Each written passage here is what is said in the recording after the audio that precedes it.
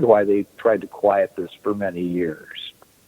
You know, I as soon as you make something public, you're making it public to your enemies as well. You know, not just that. I still don't think if the government came out tomorrow and said yes, UFOs are real, aliens are real. Some of them aren't here to hurt us. Some might be here to hurt us. I think you'd have, regardless how advanced our civilization has got, you're going to still have a certain amount of the population that's going to panic like you wouldn't believe.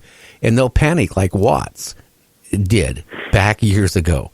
I really feel that. What I don't understand, and I know you probably are into cattle mutilations too, but wouldn't you think after this has been going on for many, many years and a huge amount of cattle mutilations have been going on for years, if these aliens are just experimenting on cattle or humans, because there's been some cases of human mutilation, they would have had the enough of them. They wouldn't need to keep going on.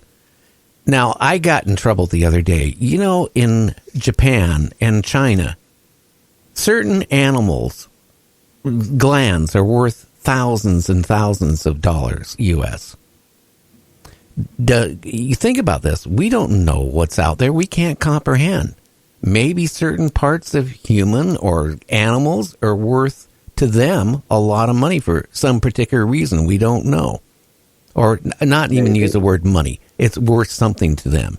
So that's why they're mutilating animals and taking certain, things. That's the thing I think. I would think if they were going to just experiment, they wouldn't need to do it on thousands of animals that has been mutilated for the years. They would have had everything they need to know. How do you check radiation levels in the areas? The soft tissue from, cattle or kind of, in rural areas, but oftentimes they're, near the Trinity site or other areas where we've tested nuclear weapons and such. And so there's that perhaps as well, is that maybe they're trying to see what, radiation levels are like and how they're affecting us. And that's maybe the easier way to do it than to, or more humane, I guess, than taking people. Although you're right. I mean, there certainly have been cases where there have been human mutilations as well. But I mean, the main thing that you hear about are the cattle mutilations. They seem to, happen pretty often, and they are ongoing and are still happening right now as we speak. But perhaps they're checking radiation levels. Yeah, but this has been going on. I don't know. This has been going on since when they started tracking some of this.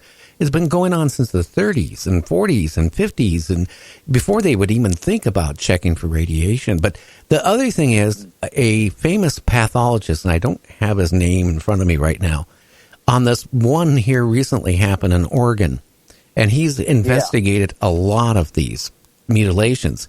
He said, quote unquote, if the animals were already put down before all this stuff transpired, they would be on their side.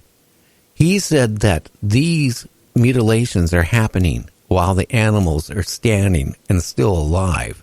And the reason why he says this is because when they move the eyes, for example, you got liquid between the brain and eyes. It would drain off to the side of their head if they were laying down. These liquid, it been running off to the nostrils, which he says that proves that these animals were standing when some of this stuff was going on. So that's scary. That sounds quick and efficient. And well, I mean, you hear, about the robotic grays, and they're quick and efficient, and they're sort of robotic, and maybe they are. Maybe they're, there's the idea that sort of the ubiquitous gray aliens, 4 foot tall, the wraparound black eyes and all that are sort of the worker bees, and they're quick and efficient, and maybe don't necessarily think about pain and emotions and such. So, I mean, it's certainly not all Reese's Pieces, this phenomena. It has a dark side to it. It has a light side to it. I mean, I recently had dinner with Ray Hernandez, who was, with Edgar Mitchell's Free Group, and he wrote this book called Beyond UFOs, which is an amazing book. Highly recommend it.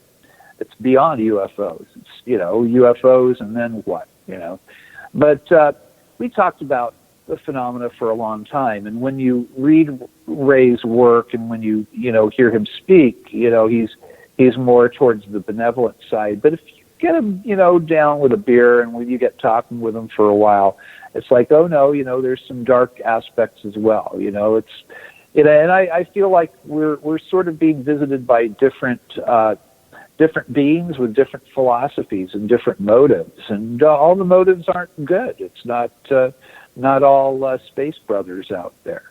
There's a lot of the Space Brother thing that is out there. A lot of people, when they're taken, they're given that nice message: we're not going to harm you. This will be over really quickly. And sometimes there will be interaction where people will be healed even of maladies, but sometimes they make mistakes, and sometimes you'll hear stories that are downright scary. My contact experience wasn't a good one. It was scary. I was scared to death. I didn't get a nice message. I mean, they came in through the wall. They did their business. They took blood. They took energy. As far as I know, they took energy from me. I felt like I was drained.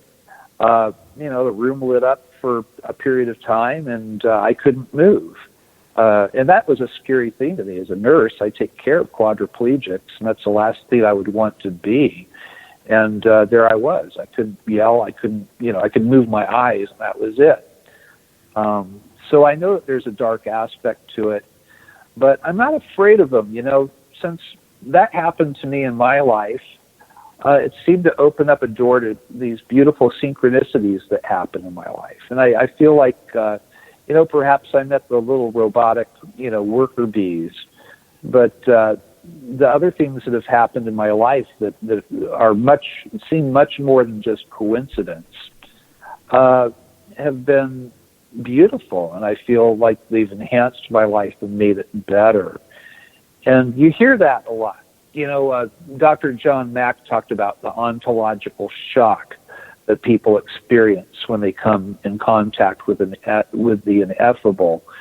And when you first come in contact with it, it's like being slapped in the face, 50 times. I mean, it just, everything that you thought was real before, it becomes questionable. It's like, well, God, I always had this idea of, well, this happens, and this doesn't happen, But, it had that effect on me.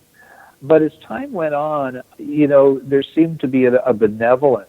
And I feel like there's another hand in there that's intelligent and that is benevolent.